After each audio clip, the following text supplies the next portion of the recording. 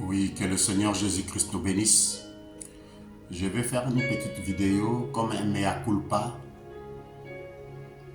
pour expliquer à mes bien-aimés frères et sœurs pourquoi j'ai quitté le message de William Branham. Depuis les années 89-90, j'avais cru le message de William Branham. Je croyais que cet homme, comme je viens de brûler sa photo, je croyais qu'il était un prophète venant de Dieu. Mais pourtant, il n'était pas un prophète venant de Dieu.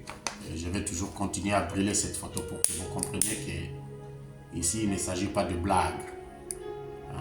Je suis en train de brûler cette photo, la soi-disant photo de la colonne des farces. Et je suis en train de brûler ça. Parce que cet homme a amené beaucoup de fausseté dans le monde. Il nous a enseigné des choses bidons, des choses qui n'avaient pas l'heure d'être vraies. Et nous, on a cru en lui, croyant qu'il était un prophète, et pourtant il n'était pas un prophète de Dieu. Donc j'ai brûlé cette photo-là, la photo de la colonne de farce. Vous voyez? Donc je viens de brûler ça. Donc le pourquoi de cette petite vidéo, c'est vous expliquer que selon Matthieu chapitre 24, verset 24, nous lisons la Bible. Le Seigneur nous avait dit que car il s'élèvera de faux Christ et de faux prophètes, ils feront de grands prodiges et de miracles au point de séduire s'il était possible, s'il était même possible de séduire les Élis. Alors, William Branham est venu avec un message. Il nous a fait comprendre que c'est lui qui était l'Élie de Malachie 4. Moi, j'avais gobé ça, j'avais cru que c'était la vérité. Et pourtant, 30 ans plus tard, quand je me suis mis à la recherche, le Seigneur commençait à frapper dans mon cœur, à me faire comprendre que le message que j'ai écrit, c'était un faux message. Un message qui vient contredire les Saintes Écritures, un message qui vient s'opposer à ce que le Seigneur a dit, un message qui est rempli de fausseté et de turpitude. La Bible dit dans Exode chapitre 20, dans Deutéronome chapitre 4, dans Deutéronome chapitre 5, dans Deutéronome chapitre 27 verset 15, vous ne pouvez pas mettre dans vos maisons des images taillées, des représentations, toutes ces choses. Mais quand moi je lis dans William Branham, j'ai vite compris que William Branham faisait le contraire de ce que Dieu a dit.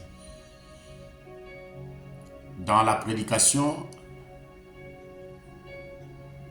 la marque de la bête, William Branham a dit que de même que la dispensation des gentils avait commencé par une adoration païenne, et la dispensation des gentils finira aussi par une adoration païenne. Et j'ai compris que William Branham lui-même aussi adorait. Il était dans l'idolâtrie, dans l'adoration. Il adorait la photo de Hoffman, la photo de Salman. Donc, sa maison était remplie de beaucoup de photos, de beaucoup de mensonges. Comme vous allez le voir dans cette vidéo, vous allez voir les images de l'adoration de William Branham.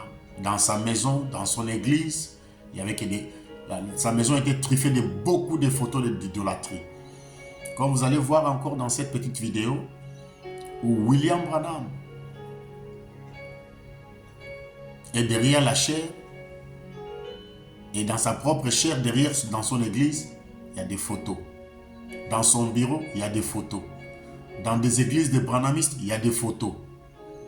Alors cela ne cadre pas avec les Saintes Écritures. William Branham a donné beaucoup de prophéties qui ne se sont jamais réalisées. Entre autres, celle de son fils Billy Paul, que mon fils, tu ne seras pas grand. Vous allez voir même dans l'image, Billy Paul venait de mourir à l'âge de 88 ans. Vous allez voir dans l'image, on est en train de l'enterrer. Vous allez voir. Mais Billy Paul est mort. Los Angeles est toujours là. Il n'y a même pas un requin qui est en train de nager à Californie.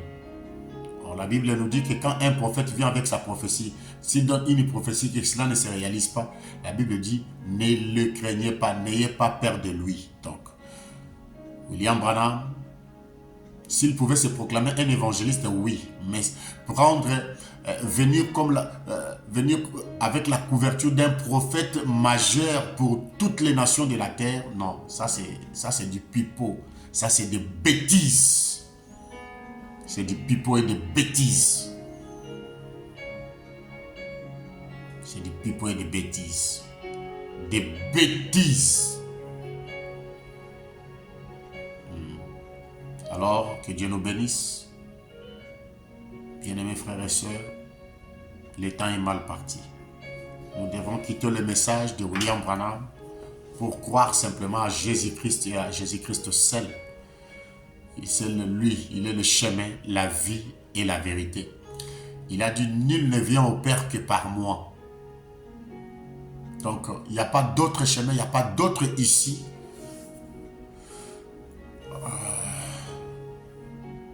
Si ce n'est que le Seigneur Jésus-Christ. Alors, je nous invite à bien réfléchir, à bien comprendre qu'il s'agit de notre rédemption, de nos âmes. Il s'agit de notre salut. Nous ne pouvons pas blaguer. Parce que si nous blaguons avec les salis, nous finirons mal. Nous allons commencer à faire des vidéos pour vous expliquer, vous montrer avec les images, avec les citations de William Branham, que ce message est faux. Dans son entièreté. Un élément. La Bible nous parle d'une pierre qui a 7 yeux. Et cette pierre-là, c'est la pierre angulaire. Mais William Branham, il y vient, il nous montre qu'il y a une pierre appelée la pierre de fête. Et dans cette pierre de fête, comme vous allez voir dans l'image, il y a un œil. Or, la pierre de Dieu, elle a 7 yeux. Une seule pierre, mais qui a 7 yeux.